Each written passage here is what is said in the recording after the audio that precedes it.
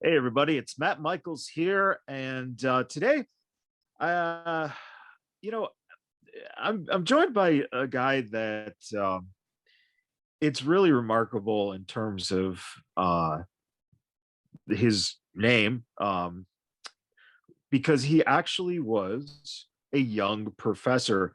It's Matt Graifer, the young professor himself, right there in Florida, and he's wearing his Duggan shirt. I love it, brother. It's one of my favorites, man. The colors just pop. And I figured this was good for the camera here today. uh, you know, you obviously were a young professor. Um, Let me ask you this to start off. Did you ever use your love of wrestling, MMA, sports in general to relate things to the students? Was that ever something that you looked at and you're like, hey, this will get people interested in maybe learning a little bit more? Yes. As a matter of fact, I did. And I was doing that long before I was actually involved in it the way that I am now. Because I was a professor in the program was called Sports Medicine and Fitness Technology. So it was Right. basically an exercise science program. But with us being a small school, the way that we were, I was in charge of teaching everything. And when I say I mean, I've taught 23 different college level courses. Some of them that I was more of an expert in than others, but when there's only a couple guys, you got to figure out how to get the job done. But even things down to like a good example I can give you, one that was kind of probably the first time I used it was the first class I ever taught was advanced care and prevention of injuries. And so we Okay. really analyzed all different kinds of sports injuries. And to be perfectly honest with you, I grew up in a house where we didn't watch sports. Like that was not something my parents did. My mom's dad, my grandfather, he was a sports fan. He was a Mets fan and a Jets fan. So, life was miserable.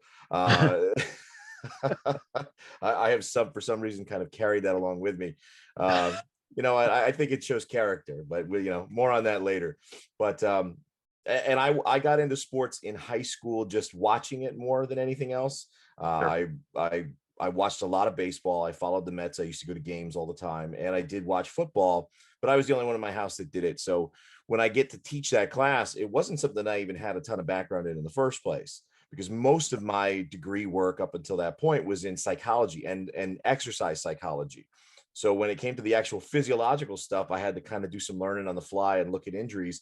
And the one sport, though, that I have followed more closely and knew more about than anything else was professional wrestling. And I've loved it since I started watching in the Attitude Era. So I was not a Duggan guy back in the day when he was in his prime. I was a little kid, but my folks didn't watch it. I was the oldest kid, so it's not like I had anybody really to influence me, and we didn't have cable, so not until I was like 12 years old. So when I got to do that class, we were looking at different injuries and different mechanisms of injuries and how they work. And wrestling, I thought, was a perfect example, because wrestling is unlike any other sport, and people don't give it the credit that it deserves, because Right. they're athletes. Like, people will call it, oh, it's theater, it's fake. That's always the word everyone likes to throw out at you. And I'm like, their training is real. Their bodies are on display. They have to move and shake like athletes and all that. And unlike other athletes in every other sport, there's no off season. Right. And there's a remarkable amount of discomfort when you're traveling in these tiny little cars and going from town to town. And then you still have to find time to get your workout in, get warmed up and perform and just do unnatural things to your body. And a lot of injuries and things occur, both chronic and acute injuries. Chronic injuries are those long-term ones that build up, and those acute injuries are those freak ones that happen. And actually, we would show videos of different injuries. I showed the entire Undertaker and Mankind Hell in a Cell match in class, in a college class. So I was like, you want to talk injuries? Let's talk about Mick Foley's giant laundry list of injuries here, and let's talk about how they occur, and here's them in action. And then I would give my students, they'd have to go find videos of sports injuries, and they'd always come find some really gnarly MMA ones. And then, of course, like somebody got the Psycho Sid when he jumped off the second Uh, rope, and is just that compound fracture of tib fit. Oh my God. yeah. Terrible. But yes, I was using it then. And then actually, and this has kind of come into play here later. I during my sports marketing and promotions class, I managed to get hooked up with Mike Weber. And Mike Weber now is with Fight TV. We haven't maintained contact, but I know that's where he's at. But he actually had my students and I come out because he was with TNA Wrestling at the time. Before it was Impact, he was with TNA. He Right. brought us out. So I took my students on a field trip to Impact, and he brought us into Hulk Hogan's office at the time and told us all about how they do marketing internationally, and then gave us front row seats for an Impact taping in 2012. So Wow. yes, it was part of my classroom curriculum for sure. And that's what a great way to get free wrestling tickets. And Right? Fantastic. It's really, really cool. uh, so you got into the broadcasting aspect, and like you said, you really never wasn't you weren't an athlete per se, but you got an understanding of how it works, how the body works, for these guys in the ring. Does that help? Uh, you know, when you're calling matches, whether it be MMA or wrestling, I know that in my youth, when Gorilla Monsoon would call, he would always come up with some body part that you've never heard of, and he probably made up about 50% of those body Right. parts. So does that translate when if you're watching a guy work a certain body part, or you're looking at the damage in an MMA match that's being done by whatever the body part they're working is, do you incorporate that into your work? Yes, and for a couple reasons. I mean, it's again this whole the young professor moniker. It's people will say, "Oh, that's a gimmick," and it kind of is, but it's kind of not. It was more of a moniker and a description of what I was doing. I mean, I'm still a teacher even today. I'm not at the college level. I'm at high school, but I'm also like 10 minutes away from my house, which you can't beat. Um, but I do like to use it, and it really serves me well when I've got a good two-person commentary team. Like my partner Sticks and he and I do a lot of commentary together, and I'm usually on play-by-play, and he's on color. And he's actually got a background in personal training and stuff too, so he can roll with the anatomical terminology and some of that stuff, but Or he tries to keep it very basic and down to earth. And actually, that's really considered a best practice in wrestling, because if you get too above everyone's head, you might lose them a little bit. But when the right. professor says it, well, then of course that makes sense. But it also is good for the commentary dynamic, because he can just start calling me a nerd for like, what are you saying right now? And again, not to take away from the match, but we're trying to add some entertainment to that soundtrack as well. Right. So it makes it, enjoyable to listen to. I think when you have a good commentary team that has good chemistry, it's so much more fun to watch. And even if you're doing something in the background and you can hear the guys talking, it's more likely that you're going to keep it on if you enjoy what you're listening to. You think of the King and JR as a duo, or Gorilla Monsoon and Bobby Heenan was one of my favorite combinations Yeah. as well. And they just had a great dynamic, and they would just take, little shots at each other, but not to take away from the match and focus on themselves, but just to add that little bit of Yeah. how it's going. Yeah, that's a very good analogy of a two-person booth. But I also think one of the more important things that you said there about the soundtrack, what's really interesting is you look at what we know are these, big company guys, but it's very important on an independent level that you want to have people continue to tune in, and your broadcasting team is probably 95% most of your sell, because let's face it, a lot of the independent wrestlers you're going to see maybe in this organization or that organization, but for the most part your broadcast team is the identifiable mark of your product. So does that put a little extra pizzazz in what you guys do, in terms of knowing that, hey, as we go, the followers are likely to go?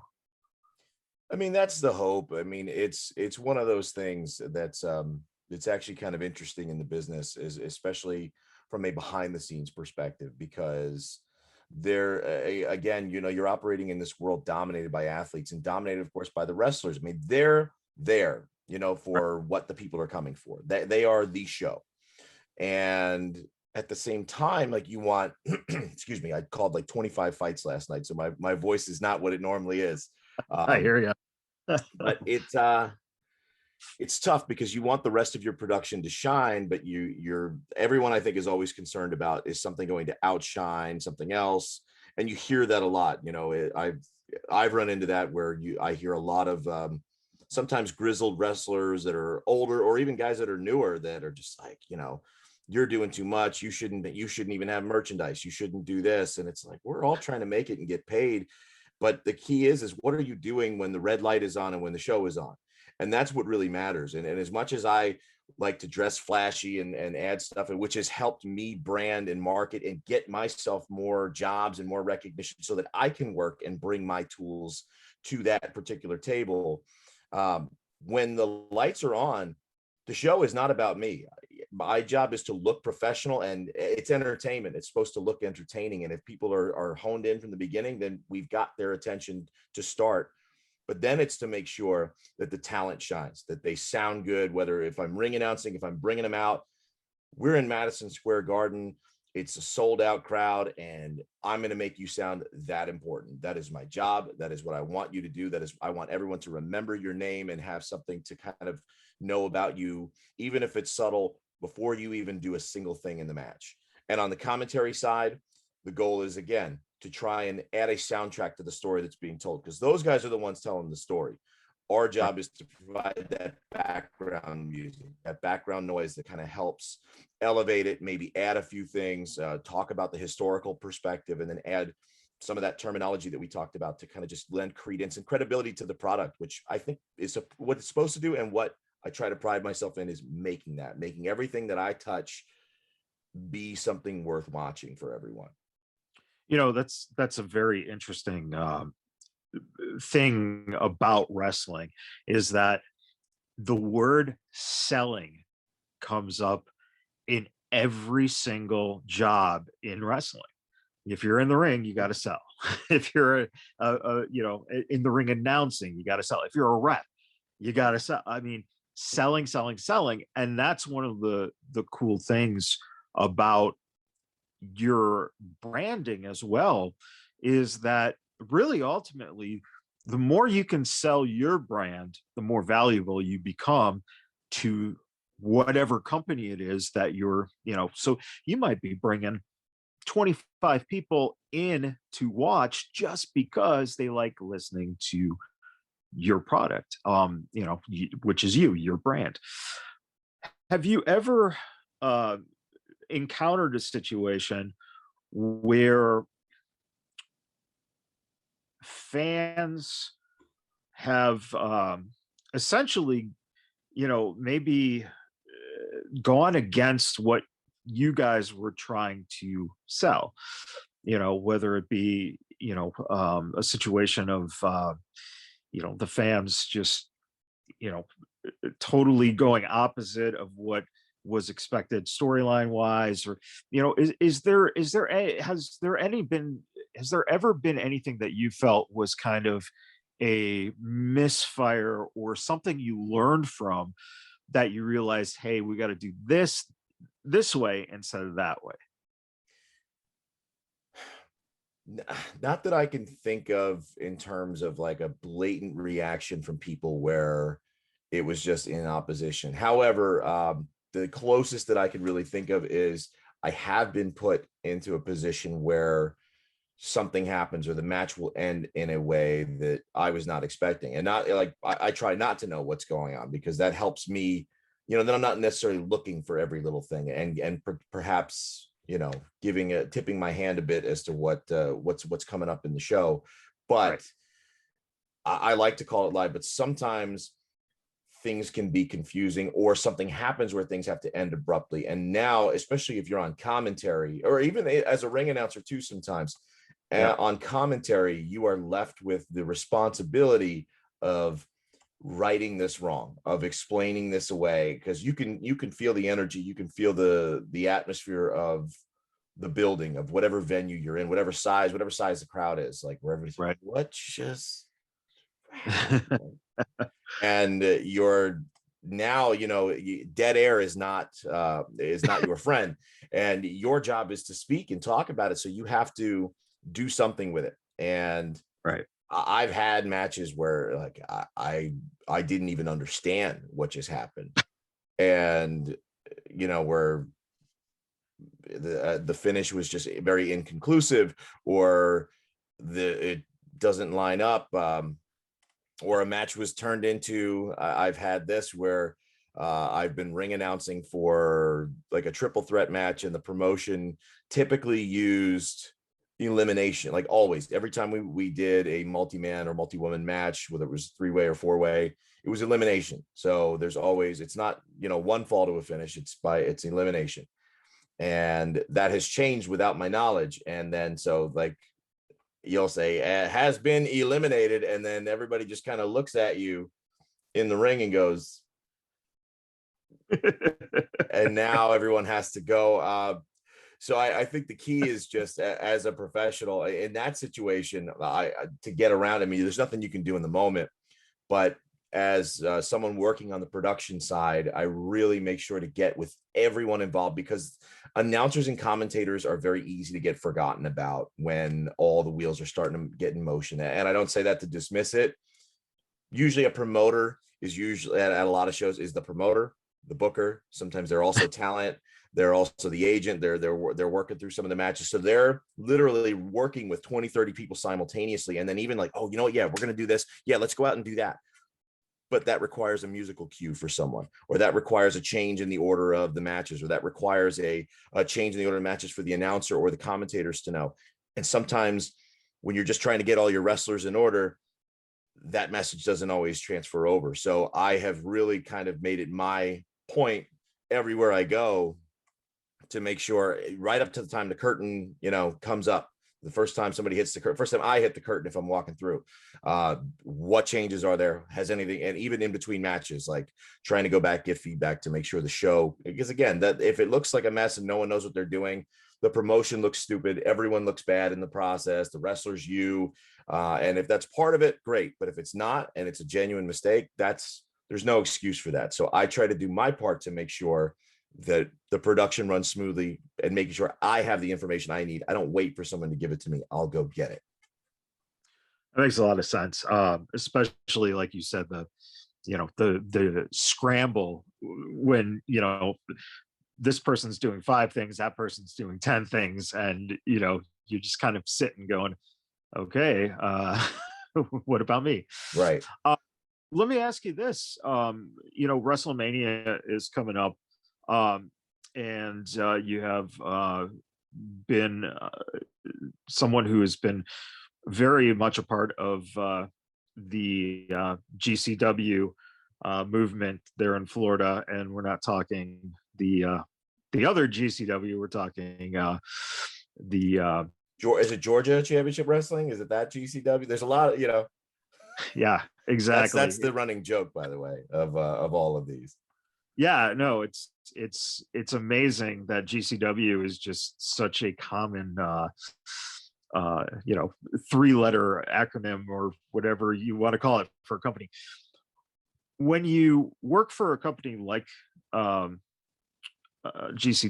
Generational Championship Wrestling, um, is it, let me ask you, is it, how do you learn about the guys who are brought in to wrestle on a card? So for instance, out here in Las Vegas, we have Remy Marcel, we have Funny Bone. They're heading WrestleMania weekend to wrestle on GCW's card.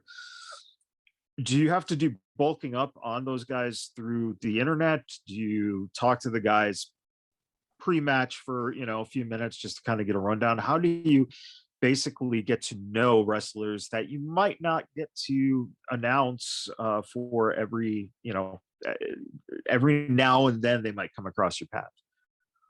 I do my homework, and especially with with Generation Championship Wrestling, I'm very involved. I'm not just simply an announcer or commentator. I'm both those things, but I'm also on the creative team. So I know the moves that are getting made in terms of talent that's being brought in.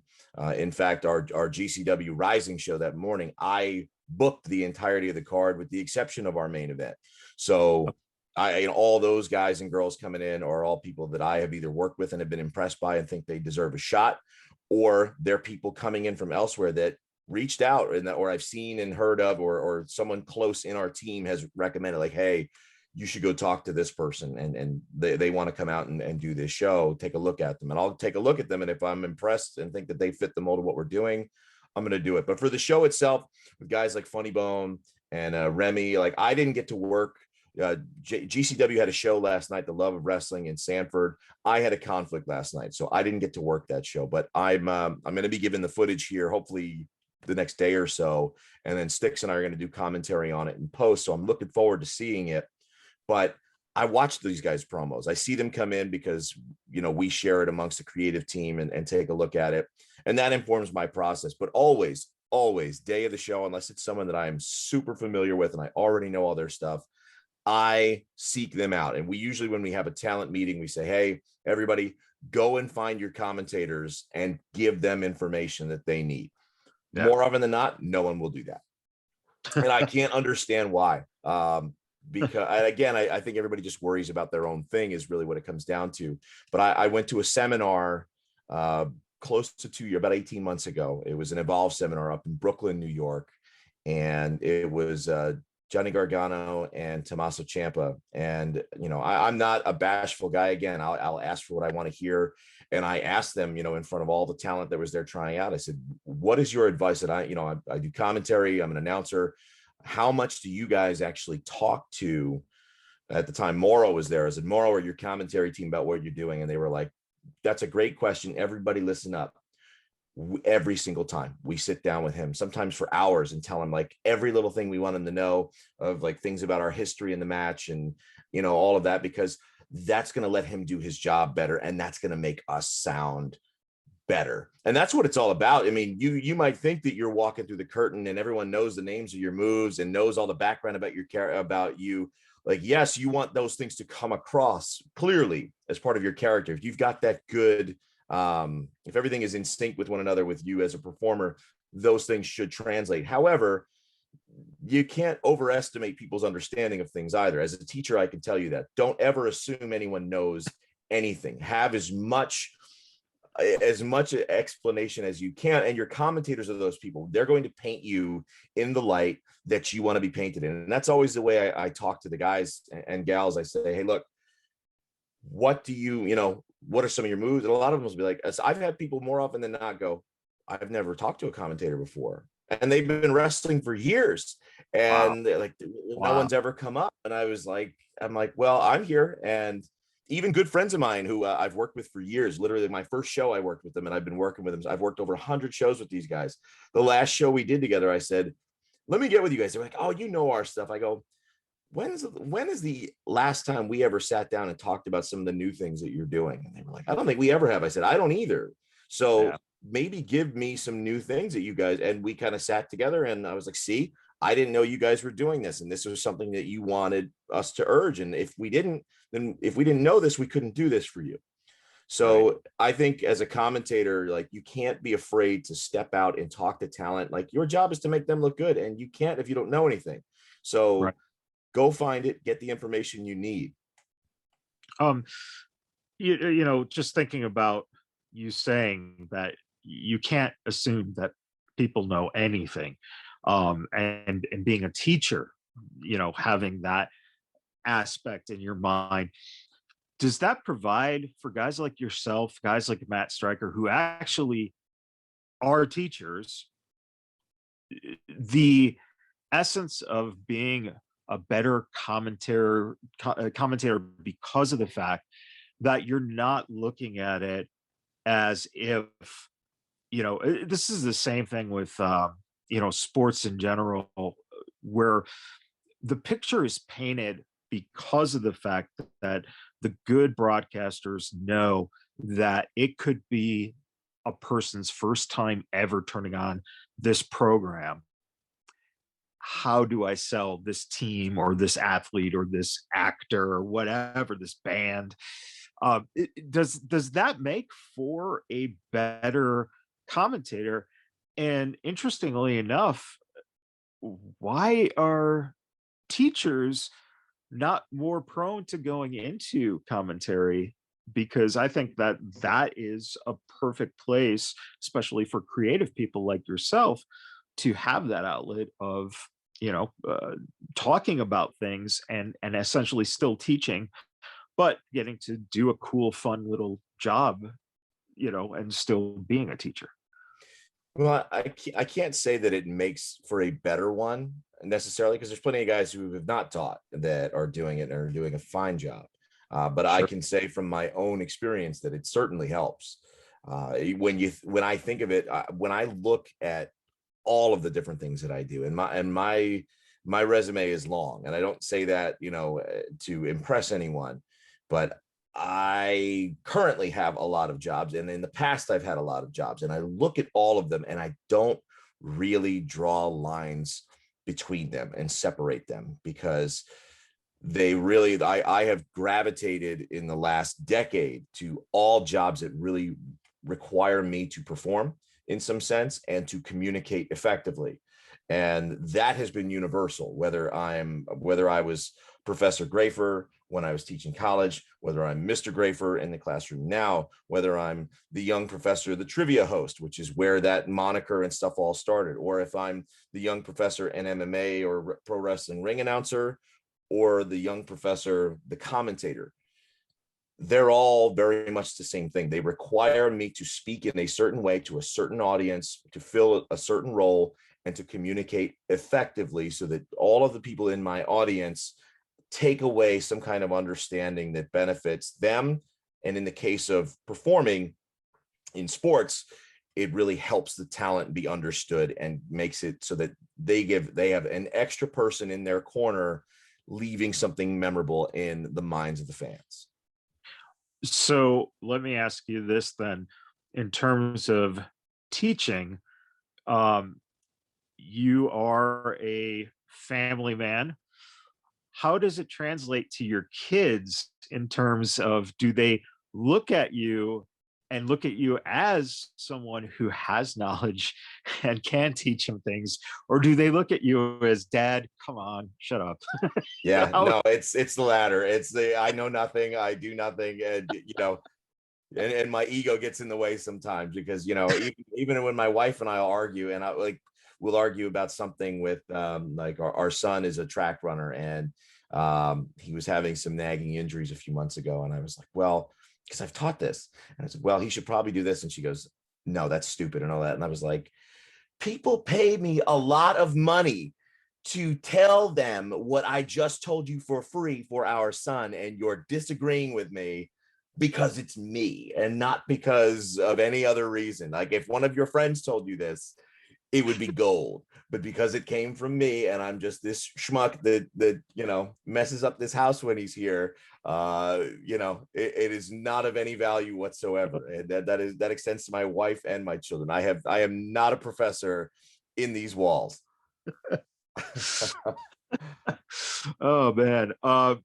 You know, in seeing your kids and growth in kids, whether it be your own kids or also in students, whether it be high school or college, is that something that, uh even in wrestling, I guess, too, is that something that you enjoy seeing, is the journey or the path that a particular person that catches your eye takes, and how they, go from being, essentially a baby to being, a very knowledgeable, mature adult. And I don't necessarily mean that in the literal sense, but in the sense of, when you're green and you start out in something, you have to have a journey that will get you to the point where you are now a knowledgeable person, and someone who's good, and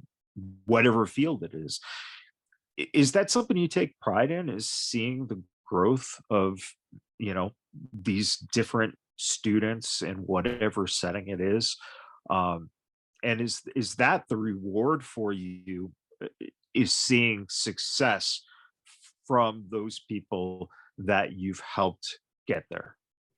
Absolutely. I mean, that is one of the most rewarding things about it, because getting to do it and getting paid for it and getting to perform is its own reward in a sense, and can be very, very satisfying. But when you can feel like something that you gave to someone is genuinely beneficial and can help them to do more in their life, there really is no better feeling than that. I can think of a couple of students of mine. Some of them have gone on to be doctors now that they have higher degrees of education than I do. And they Wow. were in my classroom, and they've come to me and said, do you remember this thing we did? Well, I just, ran this event for my company, and I used almost the exact blueprint.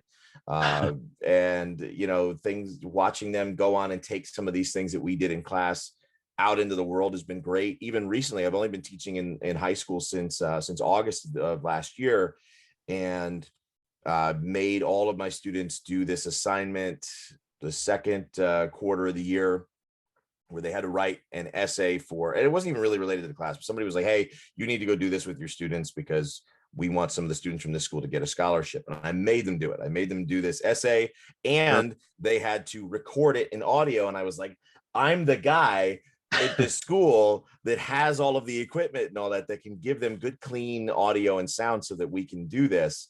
And there were 3 scholarships given. 2 teachers, myself and another teacher that I work with, gave them to our students, and we got 3 scholarships, and 2 of them were 2 students in one of my classes that would not have done it, and they handed them each $500 towards college. And like, I made them do something. They were kicking and screaming and dragging their feet all along the way, and now they have money in their pockets that can help them. And as somebody that even still, oh, there goes Oh, that. That's all right. I knew that was going to happen. Yeah, they, I'm still paying back my student loans, and I wish that someone had forced me to apply for more things, because it's not that hard to. There's money and stuff out there. Someone has to get it. It can be you. You just got to take a yeah. shot at it, and a lot of people don't. And then in wrestling, I think the examples I can think of is somebody I'm watching right now. She's actually going to be on my Best in Class show. I'm not going to sit here and pretend to take credit for any of her success. I didn't train her or anything like that, but I have literally been with her since her first match in front of an audience, and that's Layla Gray. Layla Gray, I worked with her at FEW, Fighting Evolution Wrestling, when we were doing their weekly TV. She did some of her initial training there, and she had her first show with us for our first episode. And she was the performer, I think, that we had, that I knew the minute she walked out, I was like, oh, this is something here. And so her journey has been very, very short, because this goes back, our first show was on Halloween night, was the night that it aired on YouTube. And she was on AEW Dark last week, and tomorrow night, Monday, she's going to be on their new AEW Dark show. And all this stuff happened right after I booked her for Best in Class. And I was like, I was the first person to book you on one of these big shows. And she goes, I know it, but like, just getting to call her matches. And I know that, I mean, I have to believe, maybe I'm inflating myself too much, but I have to believe that those in AEW that were watching footage of her Right.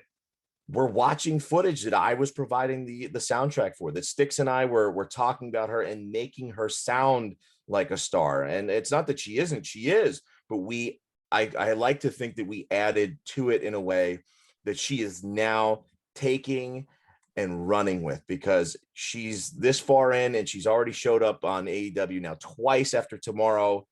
Sky is the limit. And just being able to watch that, as much as I want to see my own success progress, getting to see, like, she is just a recent perfect example of someone that I could say, I mean, I was there, I knew her when, Yeah. and now look where she's going.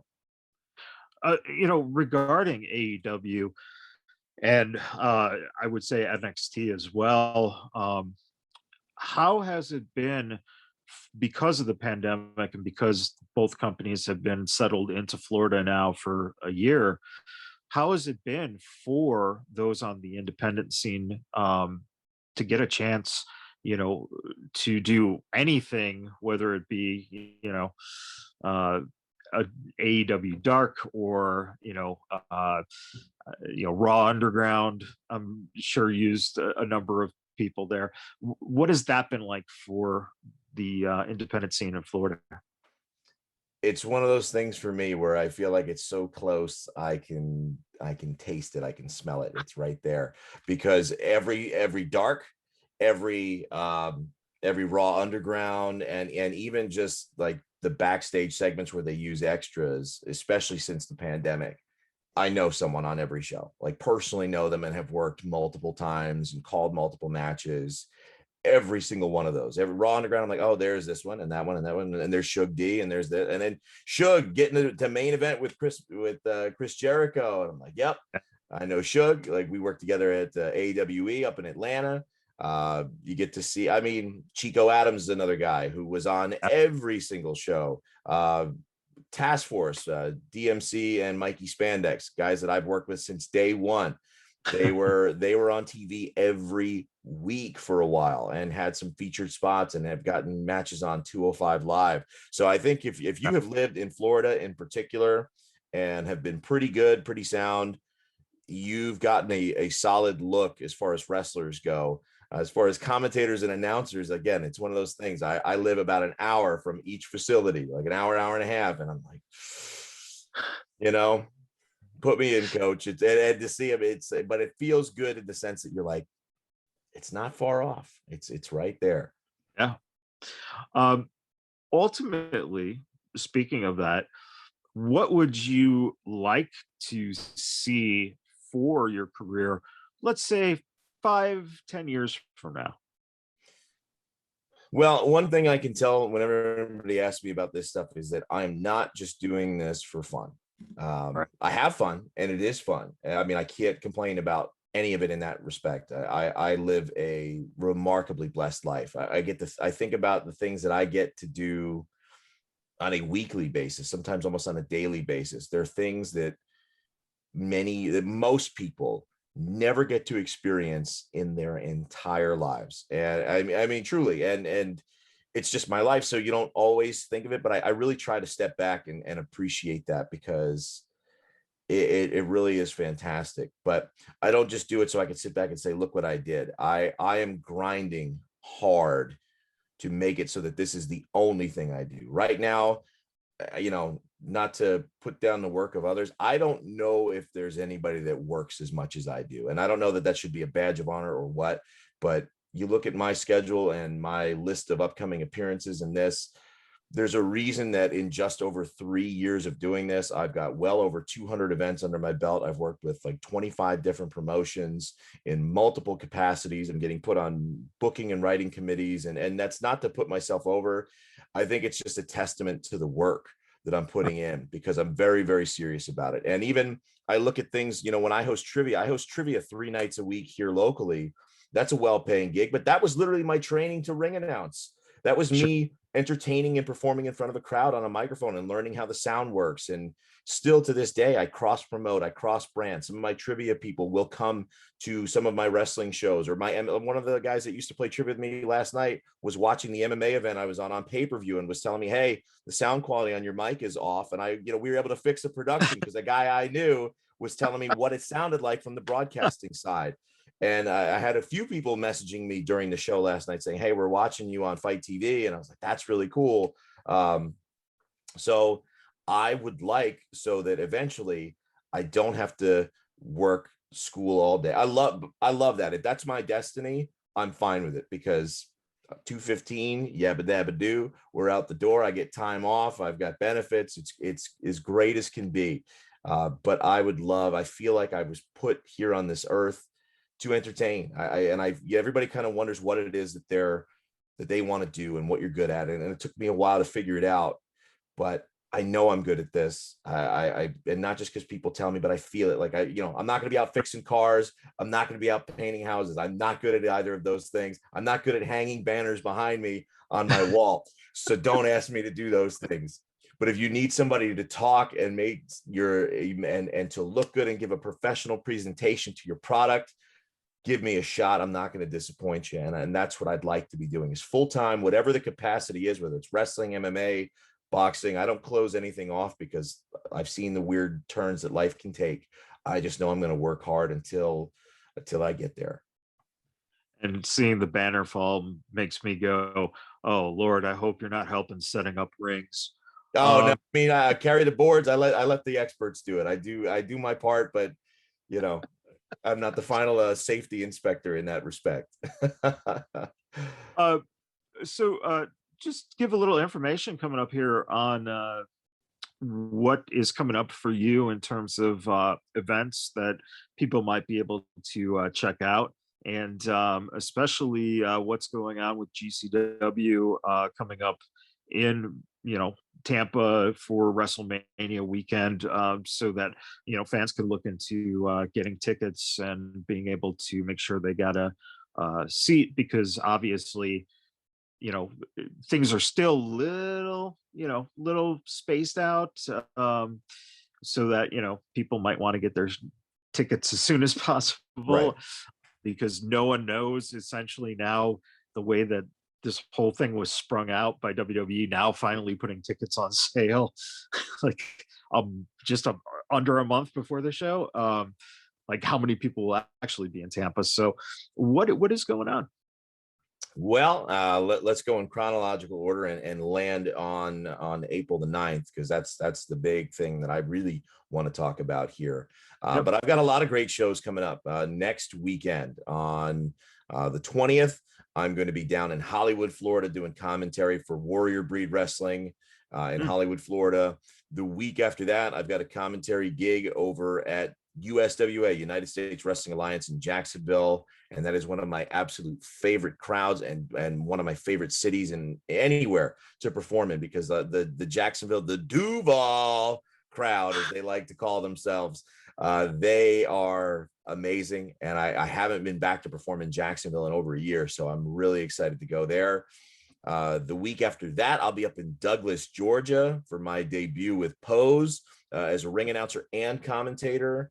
And then we're going to land on the 9th, on Friday, April the 9th, at the Egypt Shriners Center. It's a brand new facility, a very large, massive facility, which is really Hmm. important that I mention, because for those that are still concerned about safety and all of the measures that we are taking, you can rest assured that this is a spacious building that we can fit a lot of people, and we can do it comfortably and safely and distanced, so that people can still finally enjoy wrestling among like-minded wrestling fans for the first time in a long time in a lot of cases, and Yeah. still feel safe in the process. I mean, all of our talent, we require either now, if they have an immunization card, they can give us that, or they have to be COVID tested within a week, just to make sure that they're not, the risk is low of a breakout in any of the locker rooms or anything like that.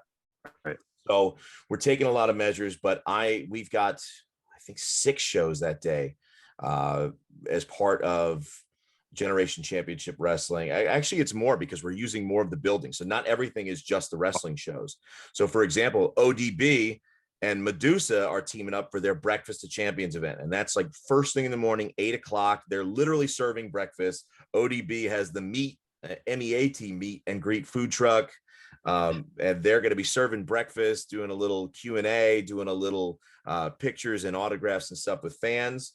At 10 a.m. is when I'm getting the opportunity to do something that I never really thought would be a thing for me, and that is to really book and write and promote an entire show under the GCW banner, and that's Generation Championship Wrestling, not any of the other ones.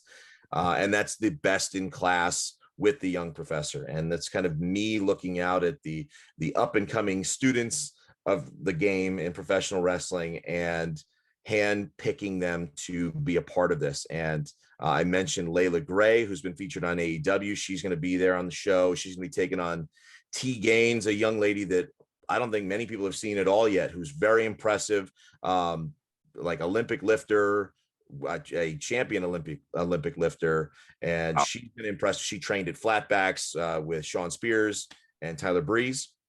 Yeah. We're gonna see the Demon Daddies, the Coda. They're going to be in the house, and they're going to be taking on an interesting pairing of a space cowboy and a medieval knight. The space cowboy, Stacey Alexander, and Sir Knight Merrick Donovan.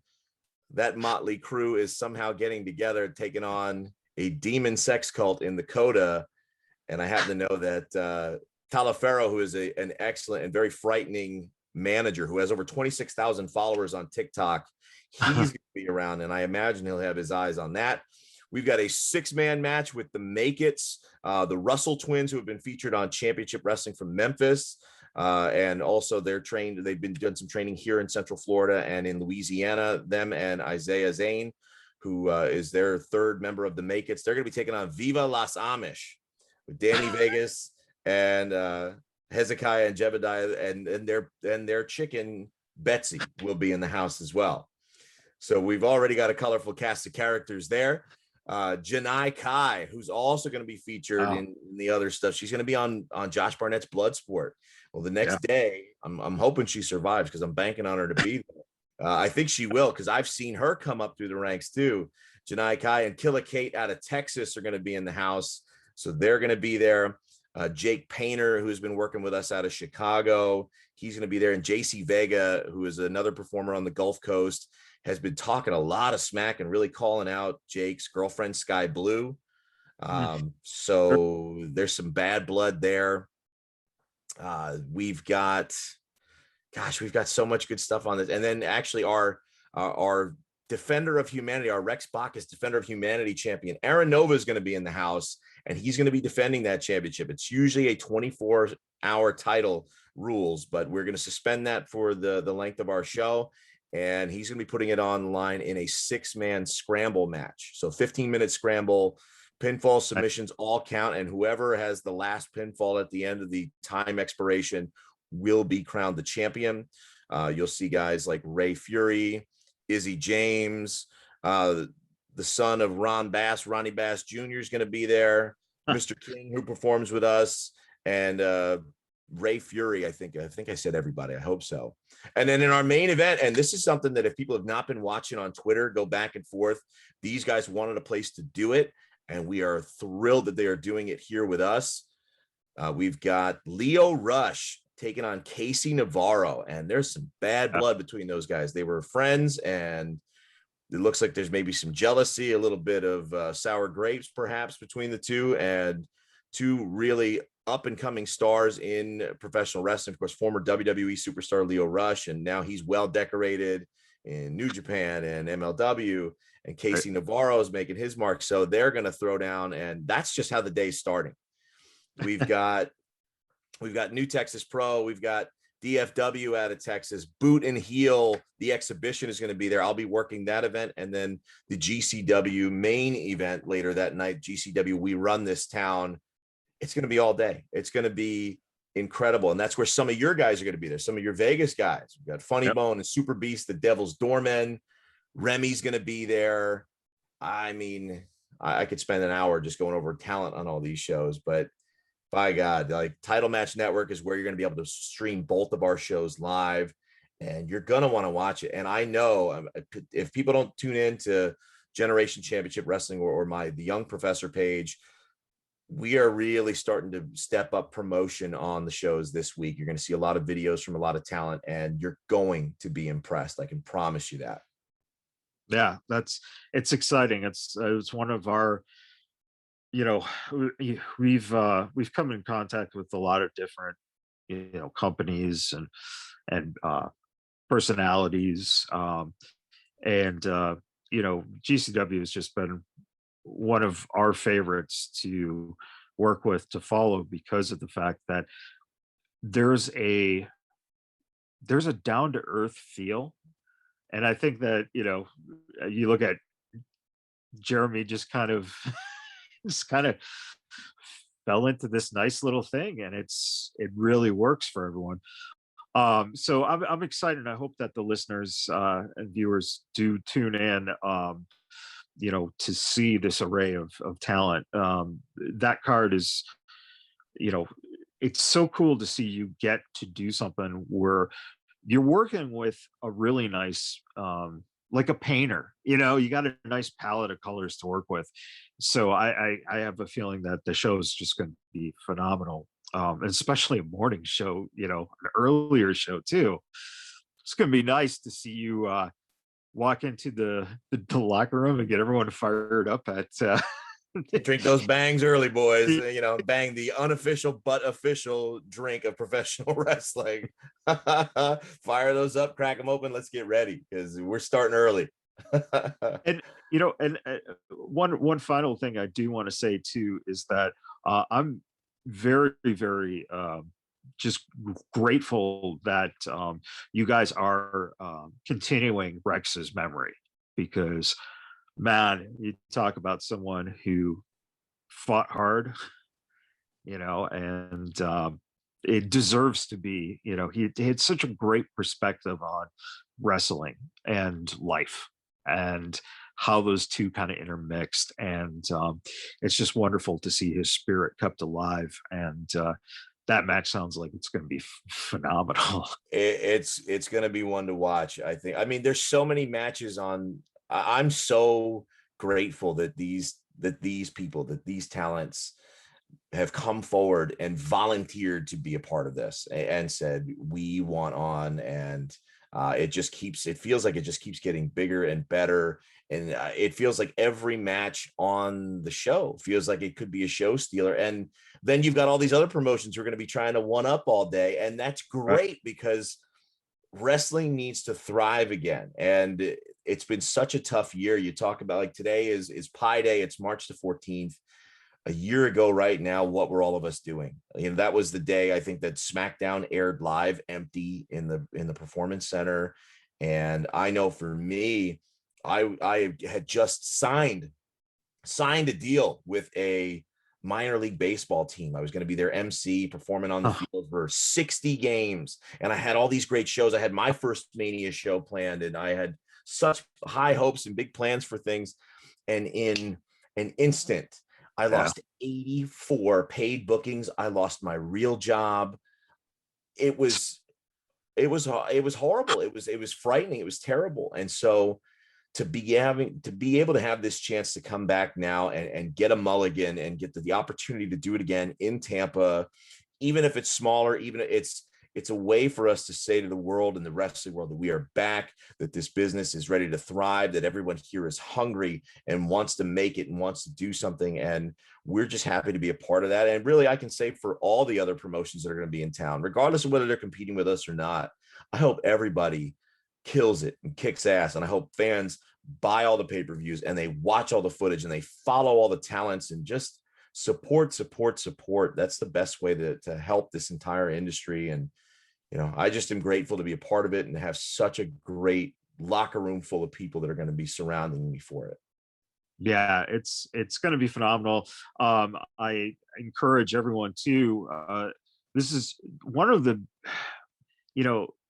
it sucked that last year came down like it did. I was supposed to be out there, doing various different events and stuff like that, and it falls apart because of a pandemic. Okay, now it comes back where, like you said, it's going to be a little bit smaller, but one of the things I think that the focus is going to be on is a lot of streaming, because in a sense, I think that when you have WrestleMania under normal circumstances, you're cramming 100,000 plus people into a city for a week.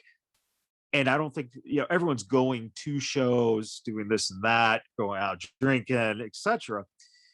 Now I think with not as much travel going on to it, especially worldwide, this is a time to capitalize on eyes on product. And it hopefully will bring you guys some more fans, and then as things start to open up again, I think that, when you start seeing people come from overseas, you're going to start getting, fans coming up to you, you know, from France or from Italy or something like that. And that's exciting, man. I think that this is a time that you can capitalize on making it, part of that branding for the future and getting the product out there.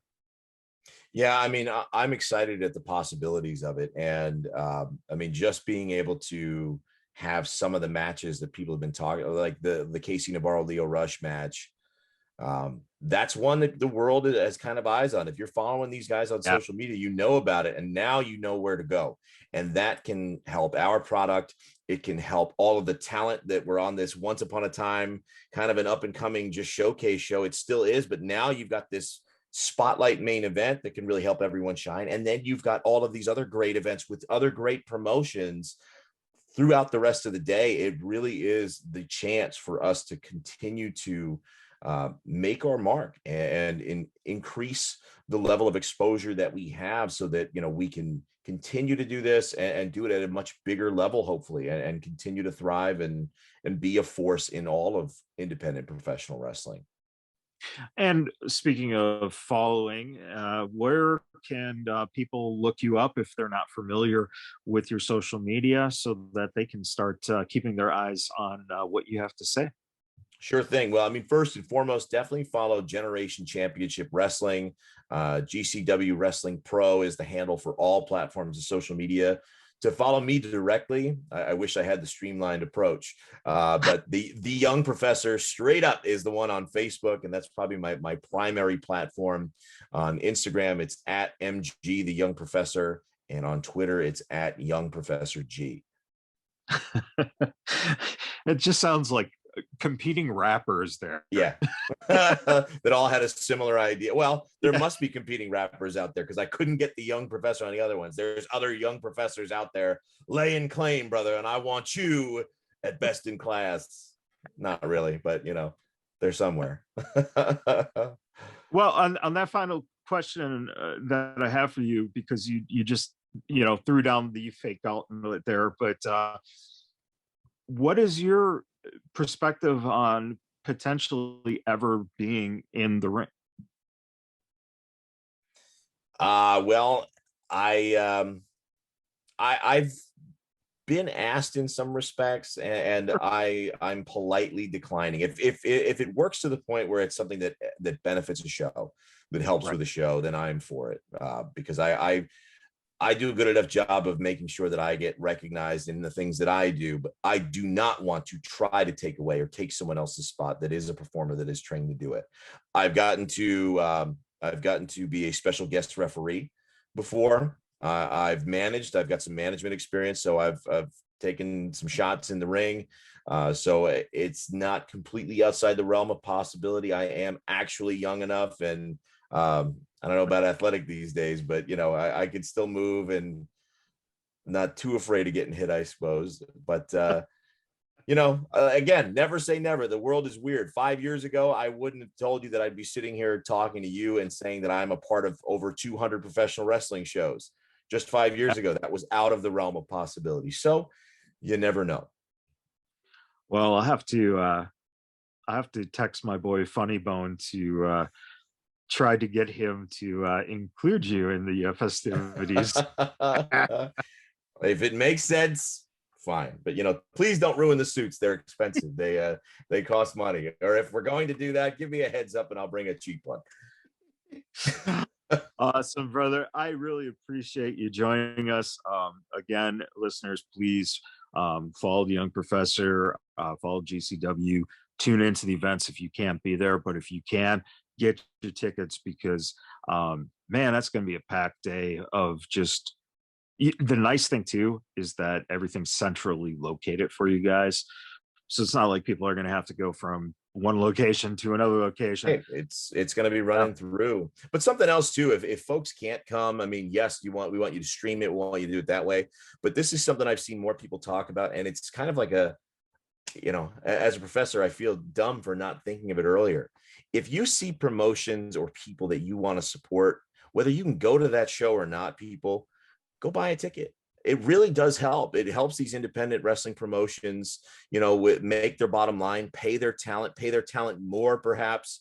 If you are a business owner and you want to sponsor anyone, you can sponsor a great podcast like this, or you can sponsor a show. I know right now I am actively looking for sponsors because my show, and I'm not afraid to say it, is a volunteer show. It was hey, we have an open slot. Does anybody want to do a show? And I said, hey, look, guys, if you want a chance to get seen, let's do it. Like we have, if you want to do it, let's do it. But I can only say if I get sponsors, that's going to help increase everybody's bottom line. And if not, then we're really trying to just make sure that we make it and get eyes on us so that then we can all get paid what we want.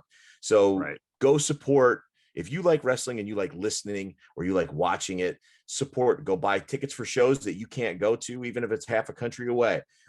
Go and support. If you've got a business and want to get your name out there, you've got a lot of big mouth, big personalities that are going to do a lot to kind of make sure your business gets seen and heard. So go support your wrestlers, go support your promotions, go support your wrestling podcasts. And that is a perfect way to end it. So thank you very much for your time. And everyone listening, thank you very much for tuning in. And we'll see you guys next time.